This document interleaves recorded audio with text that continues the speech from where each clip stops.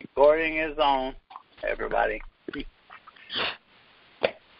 Okay, Carrie, is there anything special you want to start out with, or you want a little bit of everything? We can just do a little of everything. It's, I don't know everybody who's on there, but a guy called me today, and he had 3 people he knows called him. They got their letters today from the tax court. Yeah. Well, there's one here named that guy's here. Okay, good. You wanna? Do you mind telling them what went on? Well, it's very simple. I just got a call from a buddy of mine out on. He's in Washington State, and he had a lady on the phone who had just gotten a call, and she wasn't sure how to respond. She was going to return the call, and she didn't know what to say. So we talked to her, and then he knew of her, and he had gotten a call from 3 other friends of his on the West Coast who had gotten calls today as well. So the process is working. It's moving. All right. That's a good thing. That's a real good thing. We have one fellow on here, his wife, I know about a year ago, got 13 letters in one day, and she's been getting them since then, some every week, I think. But anyway, she got her paper from the courts, and she considered that the best Christmas that she's ever had. Well, that's really good. So, has anybody else on here got your papers this week, or yeah? Hi, this is Lynn, and I did get the final order.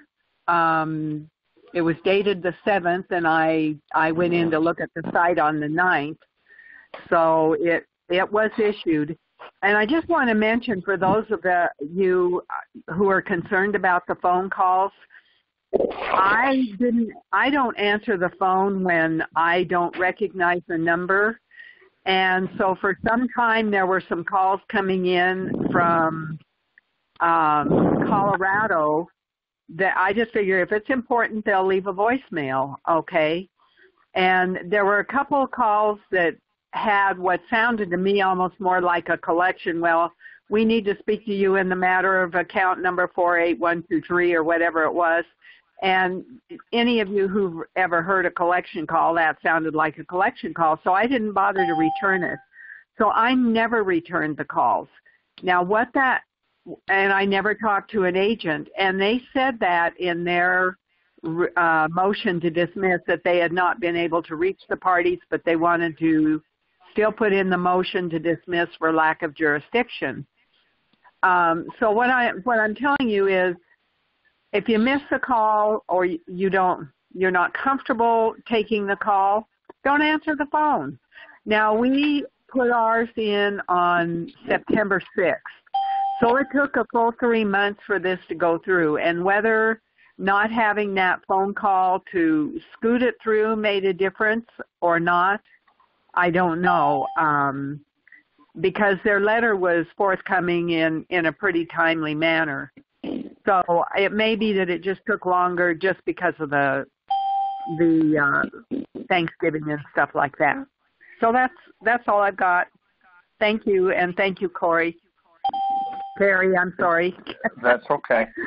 Thank you, Lynn. I'm new to this call, so if you guys, when you get started, if you can give me a rundown on what you're all doing, I'd appreciate it. Okay, Carrie. Leon. Leon? Yes. Okay, Okay. Leon? Well, You want to say something, Leon? Do we have any testimonials? Yeah. Okay. Leon wants to give his testimony. We'll go right ahead. No, I don't want to give my testimony. I just wanted to announce that I was on. Okay. I just got on. I got a new smartphone, and they're so smart I can't even use them. So anyway, I can relate. Yeah. That Yeah. happens all the time. Okay. Does anybody else want to report you receiving your court papers? Gary, I'd like to say something. Yes. Go right ahead. What's your name? This is Jim in Austin. Tim. I just wanted folks to know, once they get the petition filed, they'll eventually get a letter back from the court and requesting their $60 filing fee. So when you get that paperwork, make sure you look at that paperwork. About the third page, you're going to see where it gives you a temporary username and a temporary password, where you can actually get in. You can use the e-access portion of the website, and that is kind of like getting into your back office, so to speak. And so just wanted folks to know, because I discarded mine, and I found out later when I had to make a correction to my petition, I found it. Now, that original temporary username and password is only good for 30 days once you get it. So if you need an extension on it, you can always call, and they'll give you another 30 days with no problem. But it is there, and you may need it at a later date. Just wanted you to be aware of that, because a lot of people just read the first page and discard the rest of it. But I just wanted to pass that on for your information. Thank you for that. Anyone else?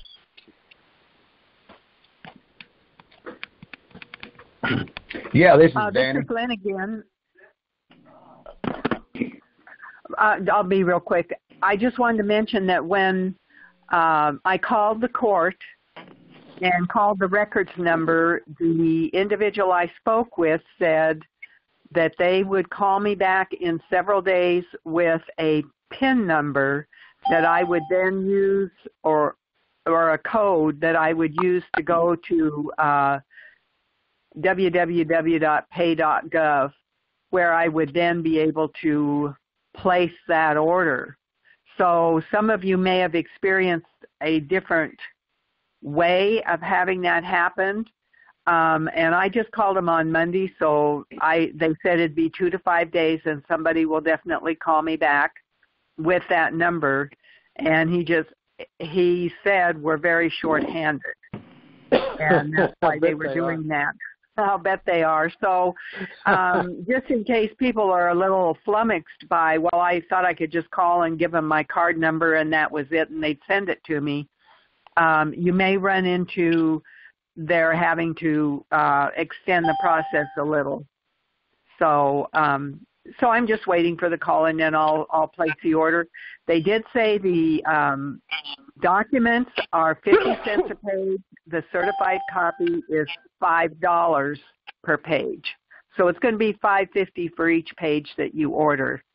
I don't think we have to go overboard on that, because we can always send copies and maintain originals for those bigger situations we think we need them for.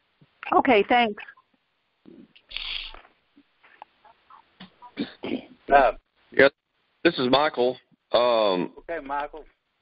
Yeah, I sent my paperwork in after Lynn, and I got my certified copies back before Lynn. And the reason for that is she lives in the area of the country where mail's still delivered by horseback, and in the wintertime it takes a while. How do you get there? I want to know. Yeah. That's what I want to know. The Badlands? Well, all of that I have no control over any of that. Neither does anybody else. So if that happens, it just happens. I mean, there's nothing you can do but wait on that kind of a situation. Around Christmas time, it's going to get a little slower anyway. Yeah. What's that? If any of you do want a person to call at that court for those papers, send me an email and I'll send you the information. Okay. Thanks, Ed. Yeah, I had a guy call me today, and the attorney called him. He's out of California, and the attorney tried to get into a argument with him, and he didn't let it go. But he said, "Who's telling you to do this?" He said, "I got it on the internet." The attorney says, "This is not on the internet." He says, "Okay, well, I got mine on the internet. I guess that's where I went." Well, I don't know what you're trying to do with this. He said, "Did you call me to tell me that you were going to dismiss my case?" She said, "Yes." He said, "Okay, I have no objection," and he just hung up. But they're trying to, and there's no reason to get any argument with them. They don't know what's going on, but we're still getting things released with it, and we're still moving forward with it. And so if they try to carry on a conversation with you, just tell them you don't have any objection and then hang up. Don't argue with them because it's not going to do you any good. I think I would ask them if they're trying to give me legal advice. Okay. You can say, "Are you trying to give me legal advice?" and whatever. Yeah. But don't. There's no reason to get in any kind of an argument with them because it's not going to change the outcome. This is Michael. I do have a comment on that. Yes. I did get a letter from the chief counsel I'm in Memphis, the chief counsel out of Nashville, Tennessee.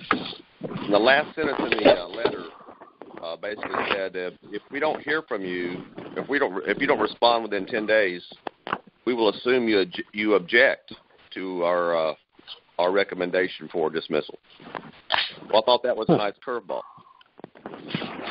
And then, but they'll still give it to you. You'll still get it. Really? So if you feel apprehensive about calling them, and don't want to call them, you don't have to. You'll still get it, but it will say on the thing that they didn't contact you, but they assume that you would object. But they're still going to give it. So don't feel intimidated by them. And for those of you that have done it. Yeah, I sent a certified letter back saying, you know what, my case is based on lack of jurisdiction. Sure, certainly I agree.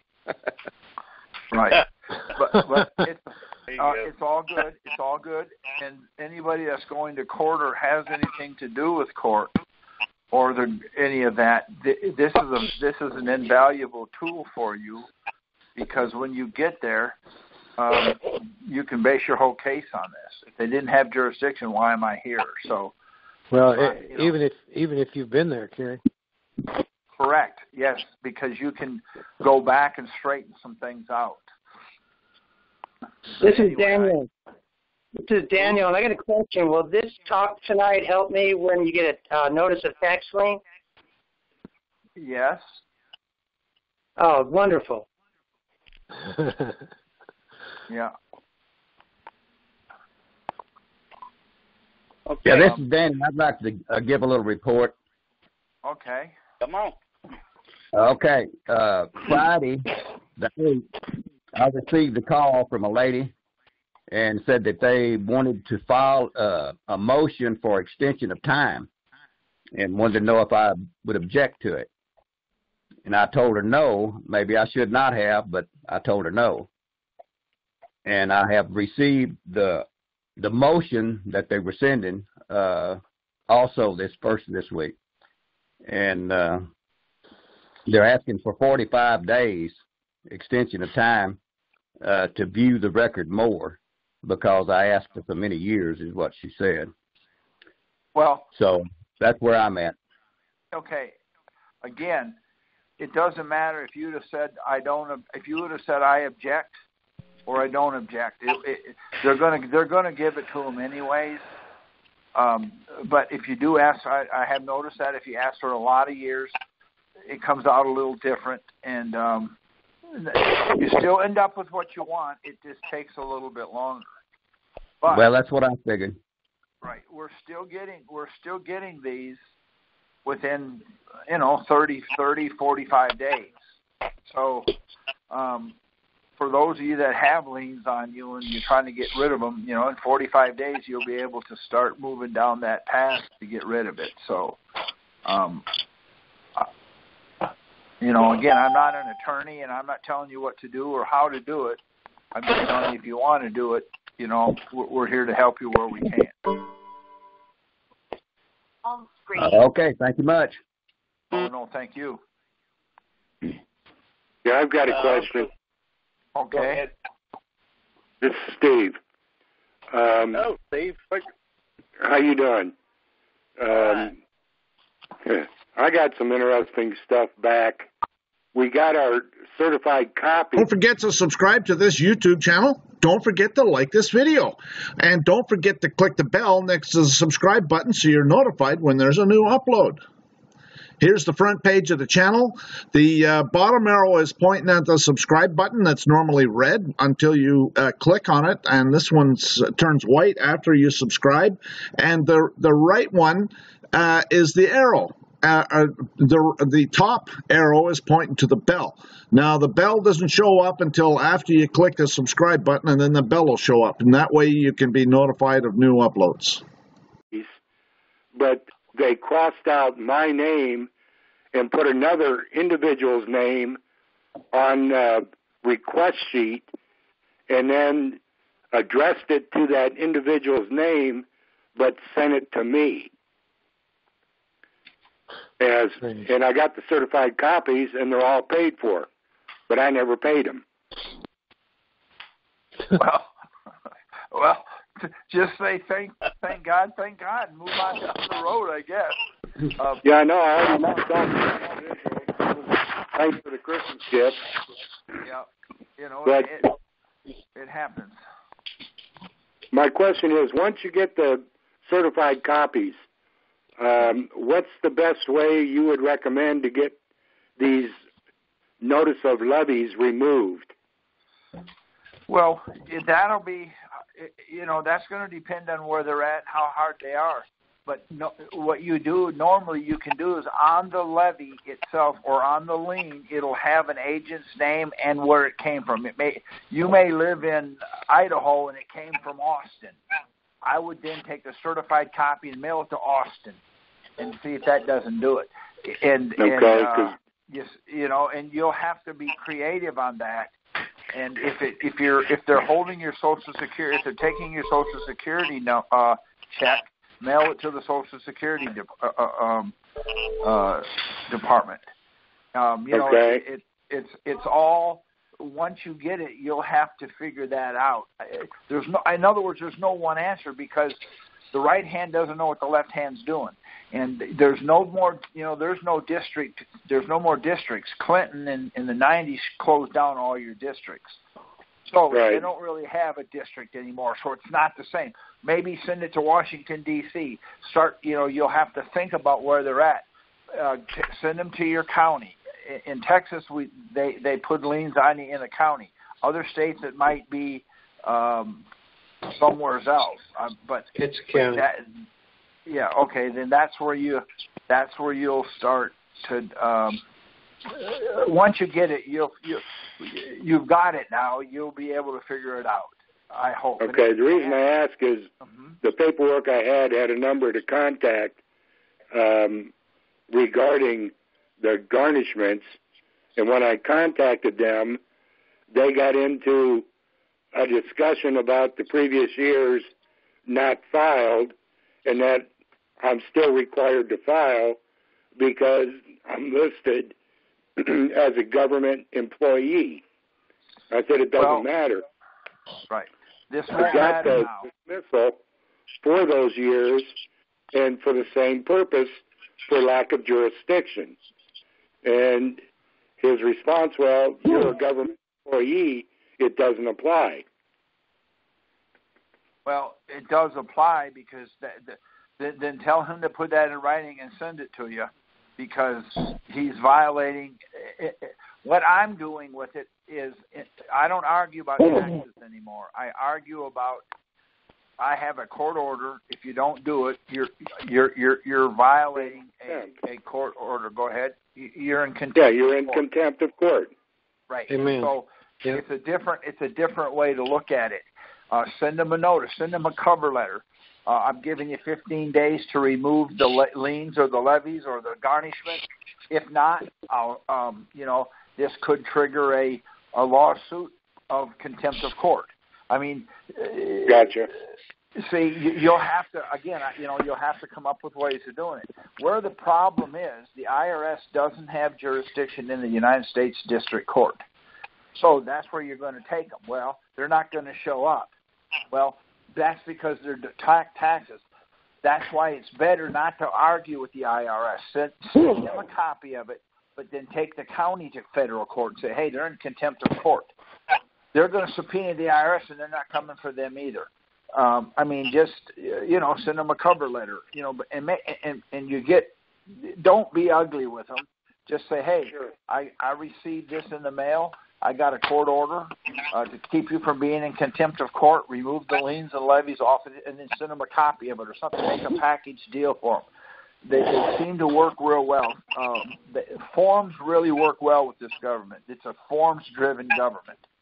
So get a form and fill it out. Make your own form up. Put it as a letter, but make it look like a form. There's all kinds of things you can do with it and try something. But at least now you have something that you can use before you go to them and hey, you better do it or else. The or else right. They don't care. See, now you have the or else in your hand. Steve, I didn't get my letter today either. You didn't? No. Okay. Right. Can I get a question in? Sure. I came in kind of like on the end of a conversation about the fees. I understand there is a $60 fee. But you don't pay it. You don't pay it. You don't pay it. You don't pay it. Go ahead. Okay. That's what I wanted to know. Thank you. Don't pay it. I have a question. Okay, hold 1 second.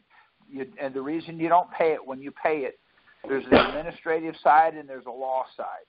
If you pay it, they put you on the administration side, and it ends up biting you in the butt.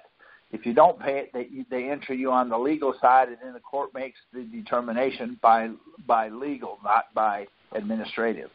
So you'll get a letter in the mail that says you owe $60. Just shred the paper, get rid of it so that you make no mistakes. Don't pay the $60. Okay, go ahead. Yeah, I haven't filed in over 30 years, and I was thinking about filing for Social Security. I was wondering what kind of pitfalls I might run into and how to avoid them. Okay, yeah. I went ahead. Okay, my last filing was 1988. I filed a tax return in 1988. I went ahead and I thought, well, what the heck? Let me see what happens. I filed for Social Security, and they gave it to me. Maybe 8 months into it, they said they made a mistake. They're sorry. They owe me an additional $485 a month. So they increased my Social Security by $485 a month, and I haven't paid any. I'm self-employed, so I'm a contractor. So the last time I filed a tax return was 1988. So I did this because what it does is it keeps them from taking anything from me.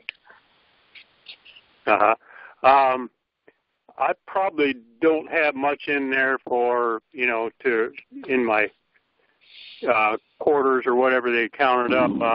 What's the best way to get the maximum? I'd like to get what these illegals get. Good luck. I don't know. You're asking me, that's a question I can't answer. That's not my expertise. But I would file and see what they give you. See, yeah. They'll give you. I'm sure they'll give you something. I mean, and something is better than nothing until you can figure out what to do. See, and then anyway, that's just my opinion. I don't know what to tell you about that. I don't, like I said, I went ahead and started filing, and they gave me what they gave me, and then they came back a few months later and said they made a mistake because they didn't take in consideration something, and they increased mine by $485.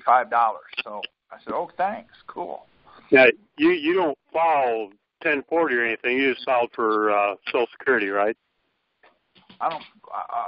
Well, yeah, right. When you say that, I don't know what you mean by that. I don't file any tax returns. I haven't filed one since 1988. So, if that's what you're asking me, but I did file. I did ask for my Social Security, and I asked for it early. I'm not 65 yet, and I've been drawing it for 2 years. So. Yeah. Well, I'm 67. I got a letter from them years and years ago, and they wanted me to bring my books and records in.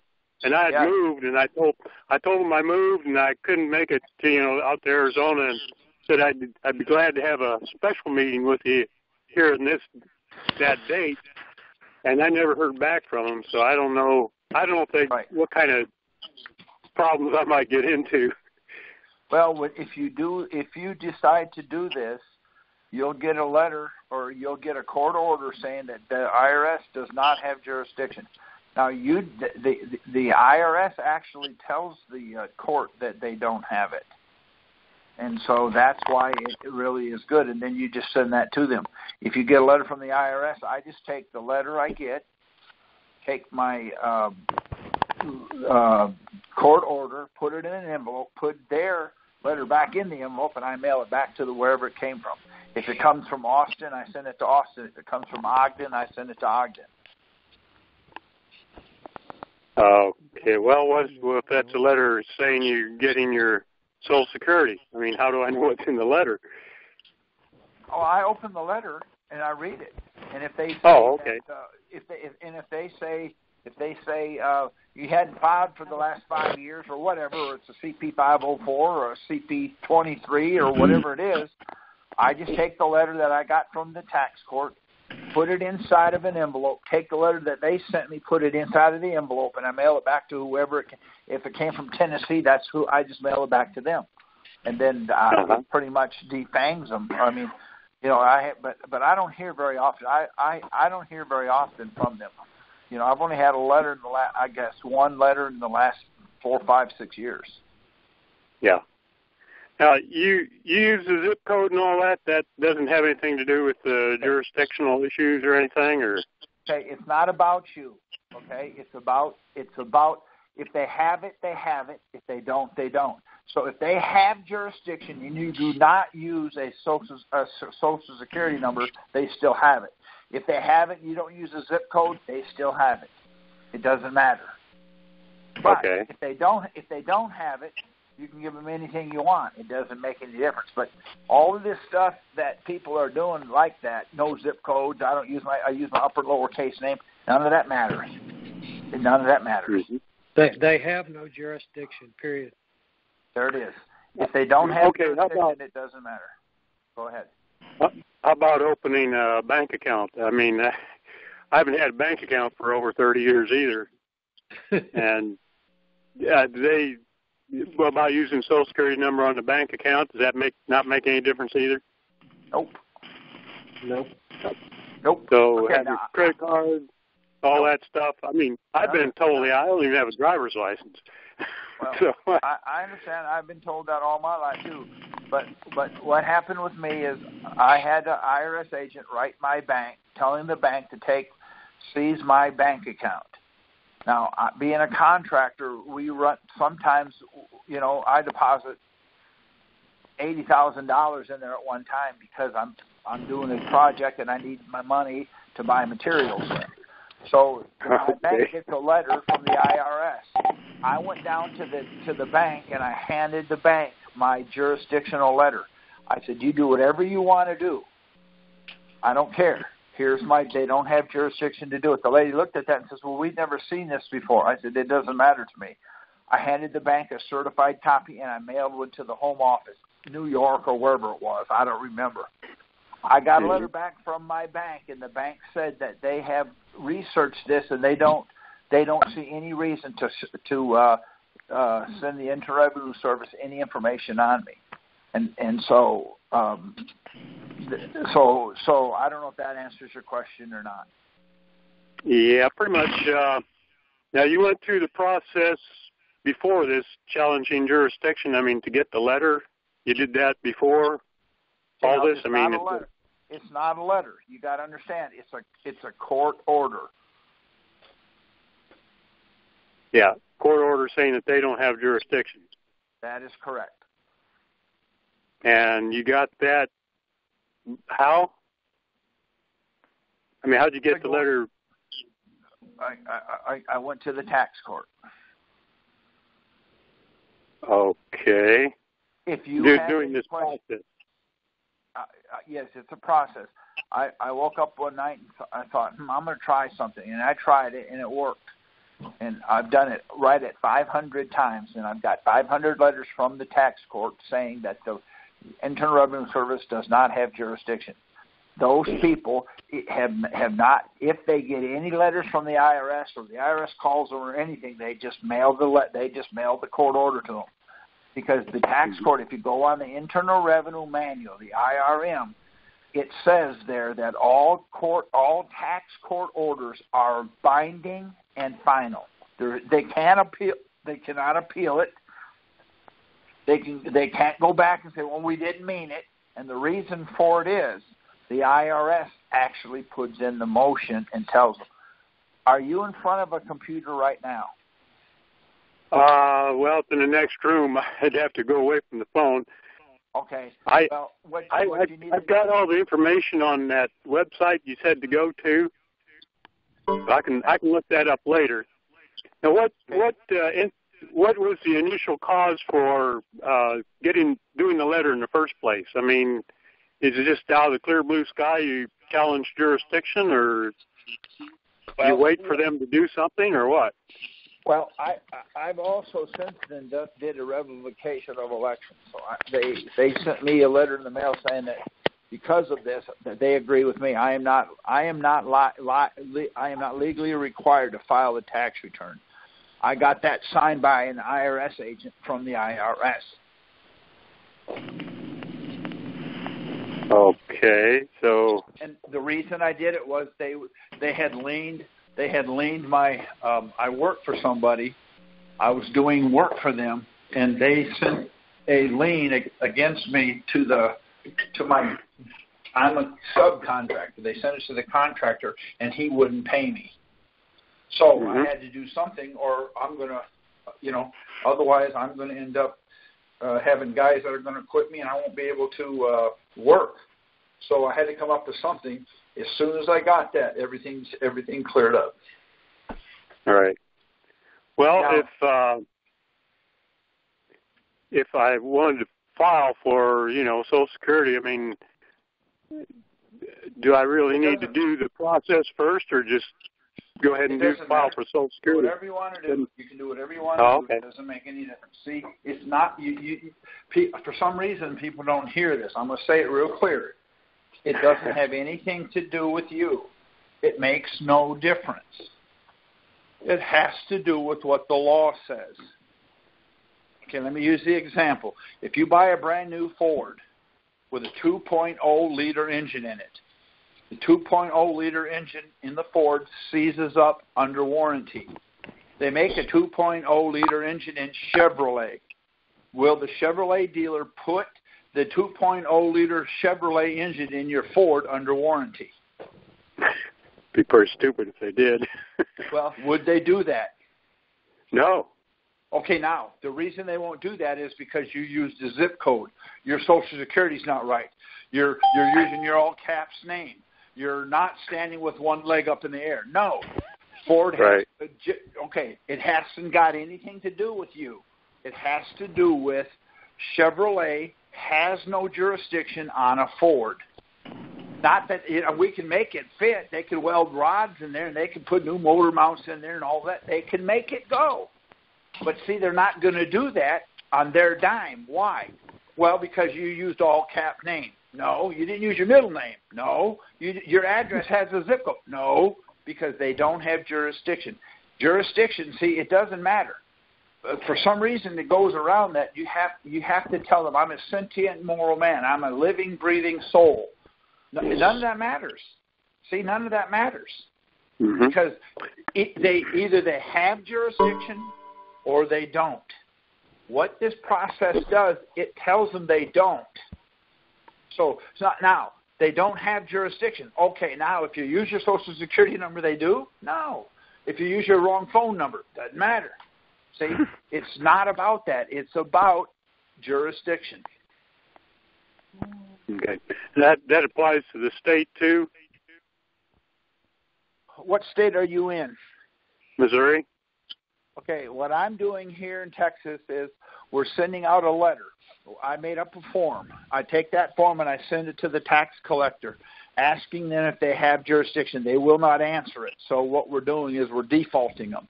When you get your tax money, we take the default, mail the default, paid in full. I don't know what else to do because we're asking a legitimate question. Okay? Again, I told you I was a contractor. If I send you a bill in the mail for $6,000 for putting tile in your bathroom, new windows, new mirrors, and a new shower, $6,000, what are you going to do? If you're going to pay it, email me your address and I'll have an invoice in the mail tomorrow. What would you do? Uh-huh. I wouldn't pay it. Okay, why? Well, because I didn't incur the obligation. Well, because I haven't even been there yet. So, yeah. See, all of that. Okay, well, the reason why you're not going to pay me because you used your all-cap name has nothing to do with that. See, I didn't do the work.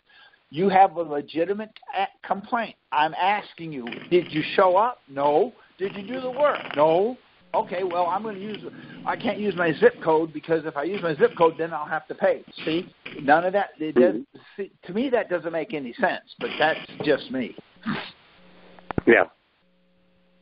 Okay, well, that sounds pretty good. I'll back out of here and let somebody else ask a question. And thank you very much. Appreciate it. Not a problem. That's not a problem. Okay. So I have a question, Karen. Okay, go right ahead. Just wanted to expand this idea of what jurisdiction is. My understanding of jurisdiction is that when they say the United States, there's the United States District. Our blog is texasrepublic.wordpress.com. Our website is thetexasrepublic.com. Our email address is oneyellowroseenterprises@gmail.com. Our YouTube profile is, this is the link because YouTube doesn't allow us to have a customized URL until we have over a certain number of subscribers. And follow us on Twitter at Texas Republic for You and at We Are Texians. Of Columbia, but there's the United States of America, the original 13 colonies, and the United States of America that actually created the United States D.C., and that's why they don't have jurisdiction. No, the reason they don't have jurisdiction, in my opinion, is the IRS works for the IMF.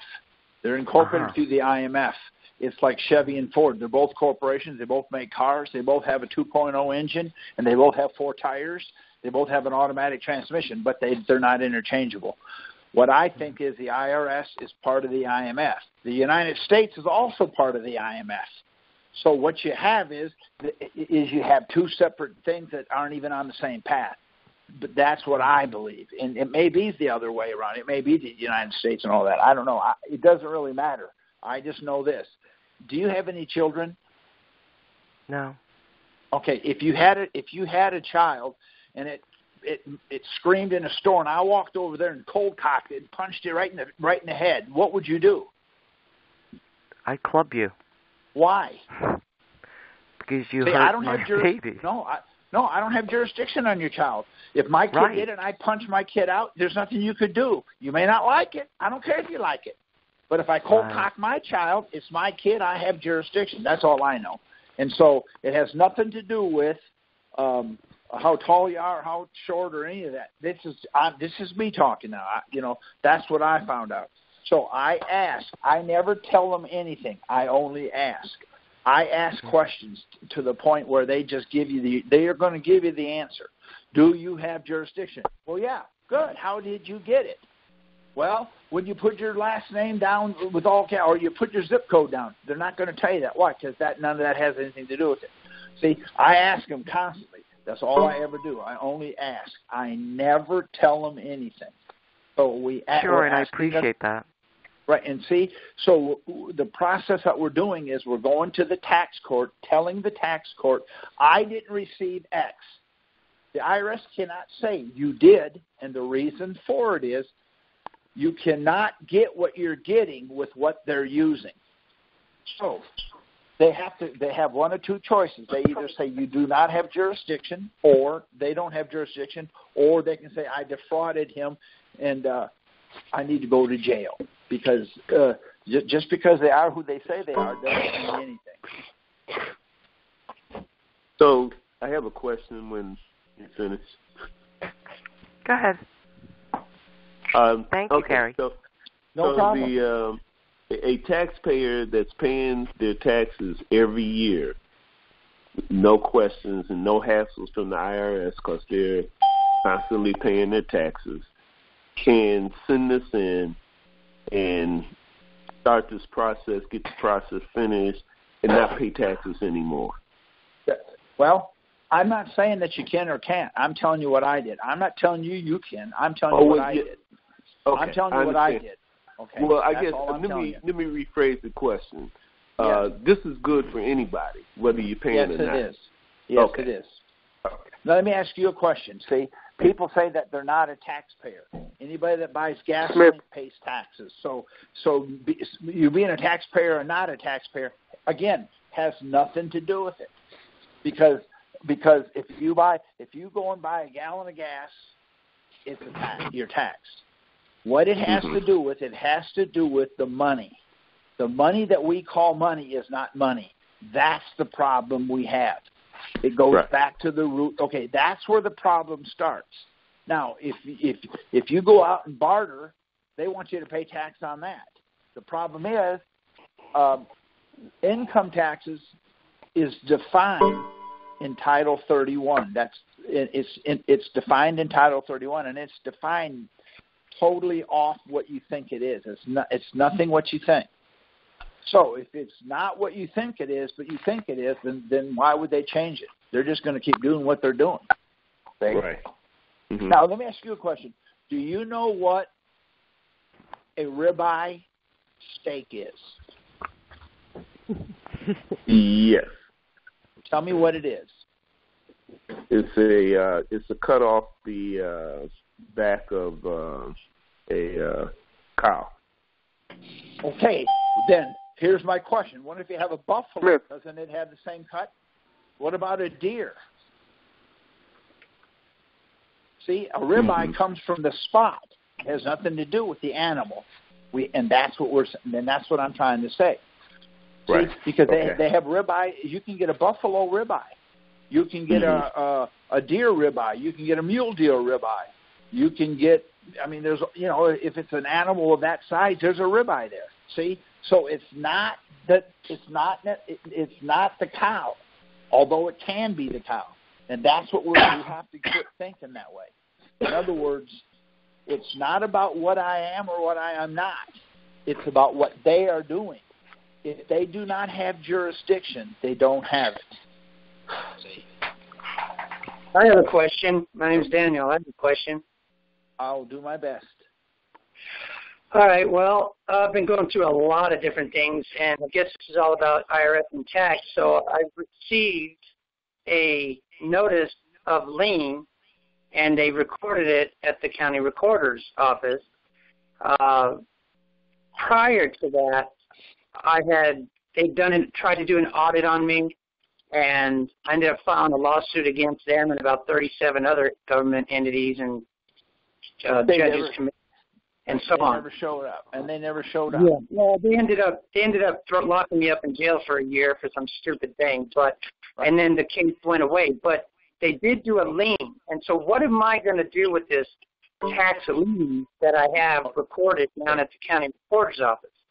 You're going to go, if you do the process that we're talking about, you're going to get a court order from a federal judge saying that the IRS does not have jurisdiction. Now you have some tools to work with. You're going to send out whatever it is you're going to send out. You're going to send it to the person that has it. Say, how did you do this lien? I want to know. Now you can see, now you have the kicking shoe on your foot. Now you have proof that what they're doing is fraud. They don't have jurisdiction. They don't have jurisdiction. So what the court's going to give you is a court document signed by a judge that says the IRS does not have jurisdiction. I recommend if you're going to do it, don't go for 1 year. Go all the way back. It doesn't cost you any more. Go back to 2000. Go back to 1997 if you need to. They do not have jurisdiction from 1997 all the way forward to 2017. That's 20 years or something. So if your time falls in that, they don't have jurisdiction. How would they put a lien on you? And then that's how you battle it. Okay, how do I learn? Who do I speak to learn about this process you're talking about? Because this is my first time on this call, and so I'm eager to learn and implement whatever it is I'm able to learn. And so, okay, who do I? Who sent you the invitation to get on? Oh, okay. So I go through them. Well, they'll tell you how to get a hold of Ed, and Ed will tell you. I don't want to get my phone number out here because this is going to be heard by several people, and I don't want to get, once Ed gives you my number, you can call me, and I'll take you and walk you through it and explain it to you one-on-one. Beautiful. Fine. Thank you. I appreciate that. It's not a problem. I just don't. Yeah. This is not the format for me to give out a bunch of stuff because I don't want to get a knock at the door in the middle of the night. Yeah, I agree. I agree with you, and I understand. Yeah, I comprehend that. So, I'm just going to sit back and listen then, and that was my main question. And thank you for answering. It's no problem. We'll do. That's what we're here trying to do. Okay. Awesome. Carry up. Check out our other videos and playlists. Republic of Texas RT documentary. Texas and other American states is under a military occupation. The Republic of Texas Forum of 2016. And describe the kind of people who would thrive in independent Texas. And so check them out. A question. Right ahead. I'm just wondering if we can just, you did a revocation of election, and Good. Right, and in hindsight now, because they have no jurisdiction, I'm kind of feeling that no one has to do a revocation of election. Well, you may be right. And I did my jurisdiction letter, and with my jurisdiction court order, I went back to 1993 all the way to 2015 because that's when I did it. I did my revocation of election, which has thrown me out of their tax system from now on. So I don't ever have to worry about it. So that's what I did. Now, you may be right. From 2017 back, you don't have to worry about it. You can clear all that up. And then that's your call. You do whatever you want to do. Well, I want to do what's safe and learn what is safe, and that's why I'm trying to ask good questions. So, I understand. Yeah. So I'll think about that, but if they have no jurisdiction, then it doesn't make sense that I would even have to ask their permission to revoke an election. It just doesn't make sense. You're probably right. But, okay. I was covering up all my bases. Right. But I had, they were trying to indict me, and they took me down, and they took 18 of us. My last name starts with a Z, so I was the last one. They did 17 in a row. All 17 of them went to prison for 5 years, 8 years, 25 years, and one got 40. He died in prison. I was the 18th one. What are the odds? 17 in a row went to prison. What are the odds that I would not go? Slim, but you're smart. You're thinking on your feet. Well, I thought on my feet, yes. But when I got down there, I did not go. And the reason I did not go, because everybody does the same thing. Well, I'm a living, breathing soul. It doesn't matter. I went down there and said, I don't care what I am. The question is, I'm glad you asked me that question. Do you have jurisdiction to ask that question? Now, what they have is they have two sides of the IRS. They have an administrative side and they have an enforcement side. The administration side has no teeth at all, only the enforcement side. The problem is the enforcement side comes from the Title 27. So the CID agents that come after you, if you understand this, that's who came after me, a CID agent. I said, you're an enforcement agent. Yes. Wow. You get your jurisdiction from Title 27. He said, that's correct. Well, then it's over. Why? I don't sell alcohol, tobacco, and firearms. And the right, A it's agent, international anyway, right? It doesn't matter. It doesn't matter. Do you sell cars in Europe? No. Okay, so I'm going to tax the cars you sell in Europe. If you don't pay me a tax, I'm going to put you in jail. Right. See? No jurisdiction. There you go. If they don't have jurisdiction, it makes no difference. See, it's not, again, I stress this as much as I can, and I get in a lot of arguments with other people that do stuff, but it's not about you. It's about the indictment or it's about the charge. They're going to charge you for something. That charge has to be right. I'm charging you for fishing in a lake, but you were deer hunting in the woods. Well, that's okay. That doesn't matter. It does matter. It makes all the difference in the world. See, and that's just the jurisdictional issue. They have not been able to overcome it yet. So, I've had two people this week start getting a Social Security check that they've been taking 100% of their Social Security for the last 3 years. They got their first check. The husband and the wife got it on Monday. They got their first check in 3 years, and all they did is work this over and send it to them. Right. The last question I have, thank you for sharing that.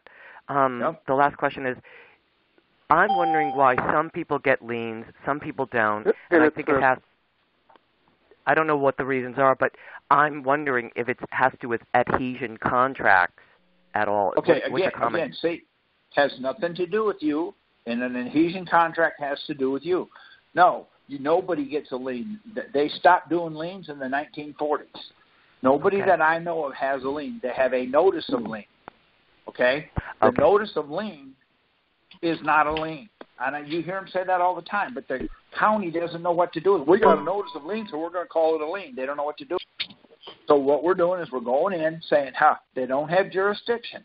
Then you attack the lien or the notice of lien. How did you put a notice of lien on me if you don't have jurisdiction? See, now you got them in a conundrum. See, because you have a notice of lien or a notice of levy, yet they don't have jurisdiction to do it. I don't care about whether I'm a living, breathing person or whether I have an adhesion contract, whether I said Hail Mary or Hail John. It don't matter. See, well, doesn't jurisdiction have to do with anything that you can contract and waive your rights by, Okay, now I'm going to ask you a question. How do I get jurisdiction? If I don't have it, jurisdiction is authority, and if I waive my rights unwittingly, which is a million ways to be unwitting, you can do it. Okay, no, you can't. Here's why I say that. Are you a woman? Yes. Okay, I want you to come to court tomorrow. I'll give you a week as a man. Because I only have jurisdiction on men. How do you become a man and come to court? So what you're saying there is that even if I sign something unwittingly, it doesn't change my unalienable rights. That's right. Okay, great. It doesn't. Thank you. Think about that for a minute. How do you? Well, I have, and you know what? It's a case by Hinkle versus something where you have a rights contract. And if you do contract in a stupid manner, then you suffer the consequences. And these undisclosed blah, blah, blahs in contracts that are written very slipperily, I think that I'm not sure if that's what I'm asking about. I think there's a way that you can lose it by being ignorant of the law and ignorant of a lot of different things. Well, that may be the case, but the question is, if I do okay, let me use this as an example. Are you married? No. Okay. Can you prove you are married? Yes. How do you prove you're married? Well, I would show them my ring. I would show them. But wait a minute. You said you're not married. Oh, right. If I were married, I could. Yeah, I'm not. All right. Now, follow me along here now. You're dating a man, okay? He grabs you inappropriately, and you say no. Tell me what that means. Means I do not consent. Nope. It can't. Okay, you said no, so it means no. You get married. He goes to the next door neighbor's house and sleeps with the neighbor's wife. Would that be okay with you? No. Why not? You said no. No means no. No, it doesn't. No means not right now. If it changes, because if no means no, then that means the man has no choice but to go elsewhere. He has no choice because no means no. That's all I'm telling you. That's jurisdiction. Mm-hmm. Can I slip in a question Absolutely. here? Yes, you may.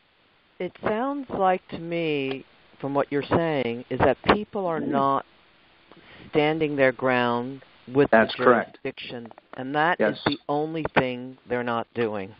Yes. Thank you for confirming. You stand your ground with jurisdiction. If you want to give it away, I guess you could. The problem is your jurisdiction is tied to something that isn't real. That is, the money is not real. Now, what was your name again? Do you mind me asking? Not at all, Annette. Okay, Annette, here's my question. What color is Mickey Mouse? Well, black and white.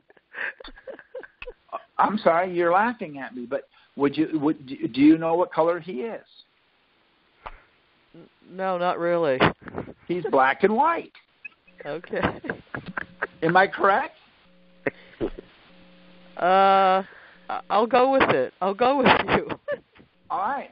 So here's my question: does Mickey Mouse Kenneth Smith exist? I feel like you're asking me tricky questions. It's a fictional character. No, it's a fictional character. You see? Okay, so what does Mickey Mouse eat? Cheese. Exactly. What kind of cheese? Fake cheese. Fake cheese. Why? Because he's fake. See, what I'm telling you is we have to know where we're at in the picture. Right. See? Yes. Yes, you're going to sit there and say, well, Mickey Mouse is black and white. No, he's not. Mickey Mouse doesn't exist. But yet you know what he looks like. That's how they got us. See, they're teaching you something that's not there. And so we're rendering it because real. That's correct. So what we have to do is we have to stand our ground. Now, don't be belligerent. Don't be ignorant. But when you ask the judge, do you have jurisdiction? He's going to say, I sure do. What do you say then? Show me how. That's it. If he says, I don't have to, say, okay, no problem. Sit down. Let him throw the book at you. Stand up and say, I object. I'm going to appeal. Then when you appeal, what are you going to appeal on? You're going to appeal on the fact he didn't prove jurisdiction. You'll win on the appeal. Now, if there's one thing on your indictment or 500, they're all overturned. He didn't have jurisdiction. He cannot legislate from the bench. See, the problem we're having, we think the judge doesn't follow the law, but he does. If he doesn't have jurisdiction, it doesn't matter what he does. Let me use another example. If you're married and you want to get a divorce, and you go to the federal court, and the federal judge gives you the house, gives you the savings account, gives you all the cars, gives you the children, and gives you everything that you've created in that marriage, what do you have? Nothing. Nothing. Why is that? Because it's the wrong court. See? The federal court has no jurisdiction to give you a divorce, so you got nothing. But aren't there those people who will follow through on that because they don't know they're in the wrong court? Then that's why you ask. See, I never tell them anything. I ask, do you have jurisdiction? I sure do. Well, how'd you get it? Well, I'm not going to tell you. Well, then I object. Then sit down. Let them throw the book at you. Stand up and say, how much is the bond for me to go to the next court? He's going to tell you. No problem. I'm going to do an affidavit saying that the judge does not have jurisdiction. Since he does not have jurisdiction, even his bond is fiction. I can't put up the bond because it's fake. Does that make sense? Yes, but okay. I think it's so hard to believe because I know it's so hard to believe because it's going on all around us. Okay, so let's go back to the question. Men are known for running around on their wives. Is that not a true statement? Yes. Okay, so if that happens, it's okay because they're known to do it. It's happening all around us, so it's okay, right? No. That's right. It's not okay. Why? Because it's a breach of everything. There it is. That's all they're doing. All we have to do is call them on it. Right. Okay? Well, this is kind of worse because this is supposedly law, and there's supposed to be law in this world. I mean, we know people are, when it comes to morality and doing the right thing, when, right. That's a whole, to me, that's a different subject. Sure it is. Morality, you need to go to see your pastor. Right. See? If you have a law... Is the judge required to answer you if he has jurisdiction? Yes, he is. But it don't matter if he does or not. Because if he answers you incorrect, then when you appeal, he becomes responsible. We've already had 2 judges taken off the bench, and the reason for it is they legislate from the bench. They cannot legislate from the bench. If they don't have jurisdiction and they make a ruling, that's legislating from the bench. We filed a federal lawsuit against them in 1983. That is civil rights. They violated my civil rights because he did not have jurisdiction and he made a ruling. They can't do that. I'm saying that, but they do it anyway. See, but I'm telling you, do your homework up front. Don't wait until the IRS is knocking at your door and then try to get the letter. You can't get it that quick. Get it now. May I interject? Absolutely. Judges don't have a bond. None of them do. I've done all the research. Okay. Wow. See? Okay, so what they're so the reason they don't have a bond, so if they make a bad call, they're liable. See, it's a simple jurisdiction is very simple. The problem is we don't push it out and don't understand it well enough to do it. See, and what we have to get a better understanding of it. Say that one more time. How can what kind of research can we do to get a better understanding of it? Here's my question. Give me another word for jurisdiction. Authority. There you go. So, does the federal court have authority over the state court? No. That's right. So there's no depends jurisdiction. What state you claim. It depends what state you claim. They've made a bunch of man-made states. That's the problem. People don't know the difference of states. It doesn't. Again, it doesn't matter. You're talking about something that I don't have anything to do. All I can tell you is this. I've done over 500 of these IRS things. I've got 500 things done. We've got about 60 people to start getting paid and stop liens and levies. So I don't know what to tell you. Other than that's all I can tell you. I can only tell you what we're doing. I don't know about all that other stuff. You're asking something that I don't deal with. I don't deal with it that much. One more interjection, if I could. The courts only deal with legal. You were talking about law. That one lady was. There is no law in the courts. All they deal with is legal. Right. That's true too. We're just so fooled. It's just, And right. that's true. So, and my point is that jurisdiction, it's like it's so hard to believe that if you stand on jurisdiction, that can make it all go away. Well, I'm telling you what we're doing, okay? That's all I'm telling you. I'm telling you what we're doing. Yes, you may. Go ahead. Someone had a question. I do. So, all right, go ahead. On several of these orders, I've noticed letters in the upper right-hand corner, and they're different on the letters that I have seen.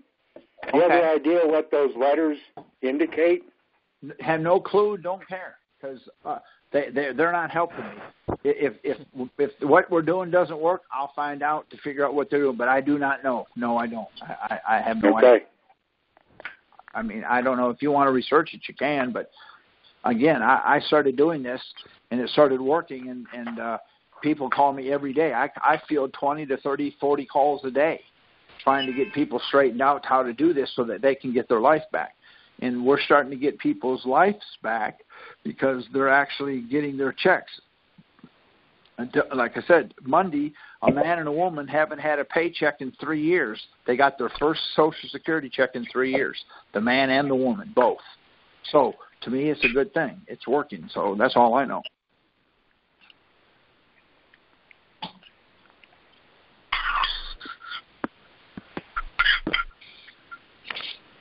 Do you have anything else you want to add? Terry? Yes? This is Lynn. I just want to read a paragraph of some research I came across.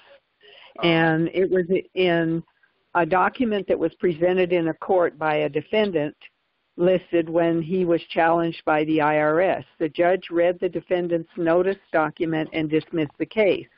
There's a good reason why it was dismissed. And what it allegedly said was IRS identity and principle of interest. Number 11963, the Internal Revenue Service was created by the stroke of a pen when the Secretary of Treasury changed the name of the Bureau of Internal Revenue, Treasury Order number 150-29, G.M. Humphrey, Secretary of the Treasury, June 9, 1953. However, no congressional or presidential authorization for making the change has ever been located, so the source of authority had to originate elsewhere. Research to which IRS officials have acquiesced suggests the Secretary exercised his authority as trustee of Puerto Rico Trust Number 62, Internal Revenue, C31 U.S.C. Section 1321, and as will be demonstrated, the Secretary does in fact operate as the Secretary of Treasury, Puerto Rico. So it goes right back to what you're saying about the jurisdiction. If that whole agency, or whatever you want to call it, was created with the stroke of a pen without the proper avenue of government, then of course they can't provide jurisdiction. That's because correct. It's all smoke and mirrors. Right. And so what we're doing is we're asking the court, do they have it? The court says no. I don't care why. You know, I'm a simple man. You know, I just think outside of the box. So what I've done is I've used their remedy. I've taken their remedy and I've taken it to the court, and the court has not ever failed me. They tell me every time, and if you know how to do it, go online. You can look it up. You can go right online and see it. And on every case they have, what it says is the respondent, that's the IRS, the respondent's motion to dismiss for lack of jurisdiction. So the respondent, that's the IRS, is saying they don't have jurisdiction. Now, with that, because the respondent is saying that, that's what makes this have so much teeth. Because they can't say they didn't say it because they put it in writing. See? And so that's why this works so well.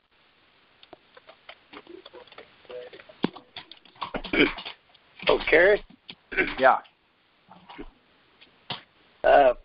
for years I've heard when you appeal a case that you forgive the judge that you just appealed from for anything that he did to you. But I can see now when you appeal it because he doesn't have jurisdiction, he's liable to be sued and everything else. Absolutely, because he didn't have jurisdiction and he made a ruling. Right. And so what we're doing is, rather than arguing, I'm not going to argue with them. I'm going to just sit there and let them do what they do, and when they're done, I'm going to file an appeal. Unfortunately, we have to appeal. We put in a motion for a fair trial one time, and the judge says denied. So he denied us a fair trial. Now, how are you going to get justice in that case? See? So we just don't worry about it. We just go, okay, we'll appeal. We caught a judge lying. We called him on it. He said, I can lie because you can appeal. Well, how do you deal with that kind of stuff? See? That's why I found it by challenging jurisdiction that so far, we've done very well with it.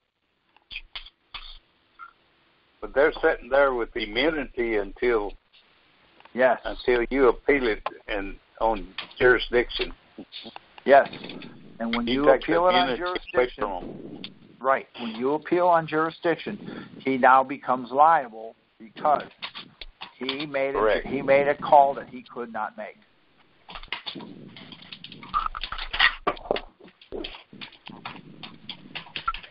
Does anybody else have any questions before we go? Yeah, we're fixing to have to close down pretty quick. I'm trying to give you guys a chance. I would like to make a short announcement. We will not accept calls from anyone that they ID as anonymous.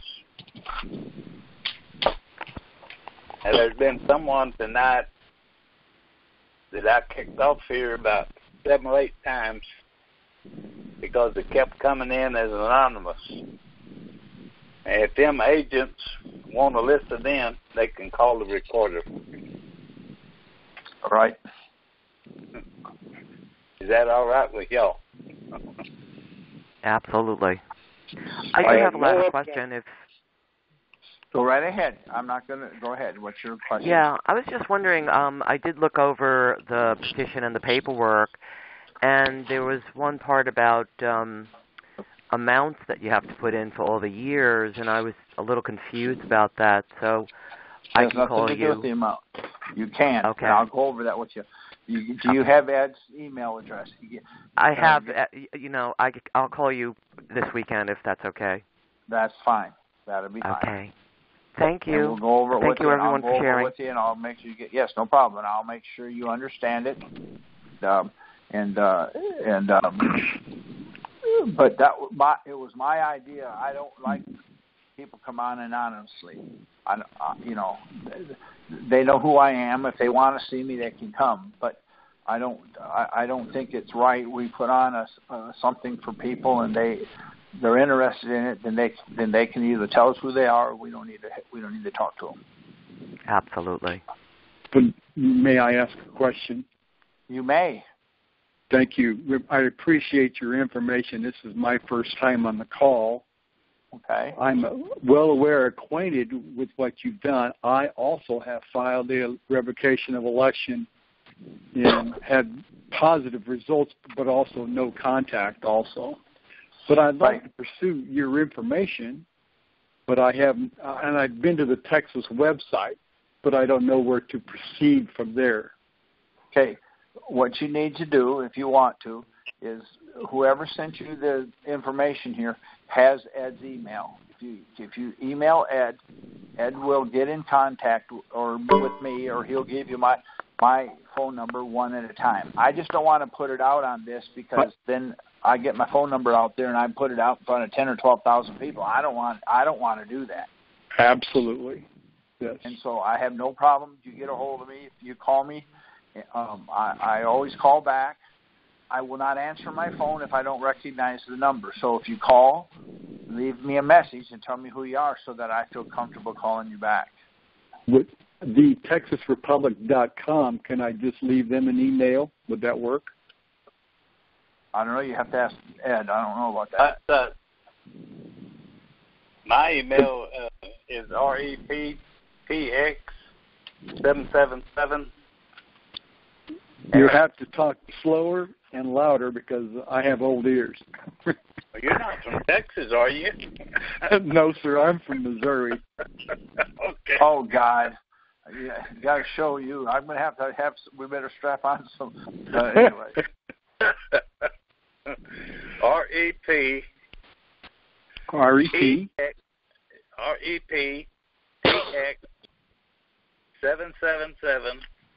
at att.net. At attp.net. Okay. att.net. Well, I certainly appreciate it, gentlemen. It's no problem. It's time that we made a move to get our country back and not have to pay with every, man retires. He's ready to retire and he can't because they're seizing his check. Well, we're trying to put a stop to that. Okay. Thank you for answering my question. I'll mute back out. All right. Okay, peace. Folks. Glad you called in, and we will be back on here. Hold on a minute. Let me see what day we're going to have the next call.